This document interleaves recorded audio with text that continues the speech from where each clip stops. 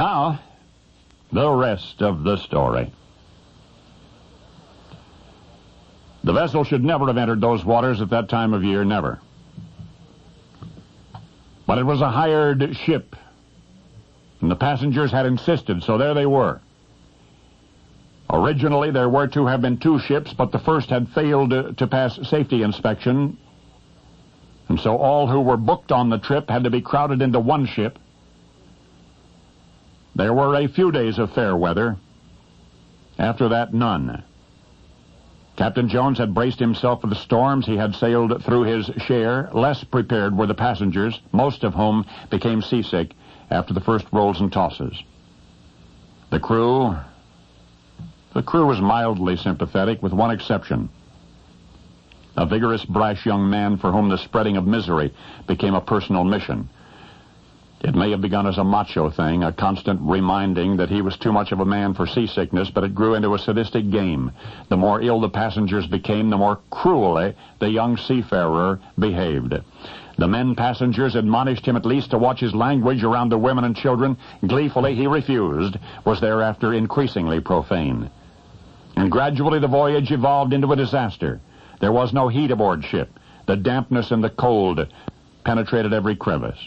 Neither was there artificial light below decks nor ventilation, and any attempt to attain either by opening a hatch was usually met with a rush of frigid seawater. And plumbing? Oh, no. No, there was no plumbing. And thus did the passengers almost suffocate in the stench of their own vomit and waste, and for weeks on end. And yet the least tolerable aspect of that ill-advised voyage was the constant stream of vitriol from that one vindictive seaman, and each day the abuse grew worse. With astonishing vigor, the villain told the passengers that they were all going to die. They were all too weak to take it, he kept saying. It would be his pleasure, he said, to rob their corpses before he buried them at sea. Fish bait, he called them. Day and night the taunting continued. Half dead and desperate, some of the passengers complained to Captain Jones, but Jones declared that he had his hands full keeping the ship afloat. And so the snarling, sneering, mocking laughter of that one belligerent crew member became louder than ever. And that is when those of the passengers with the strength left to pray began to pray. History has long since forgotten the name of that sadistic seafarer. But it does record that his prediction could not have been further from the truth. Every one of the tormented passengers, after 67 horrific days at sea, survived. Every one aboard lived through the incredible voyage.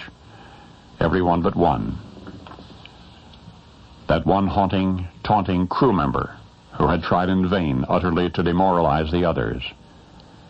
He, it was recalled, fell mysteriously ill in mid-journey and died in lingering agony. None of the crew ever again breathed an unkind word to the passengers. And thereafter it was whispered among the latter, among the American Pilgrim Fathers, that surely God himself was along for the ride on the Mayflower.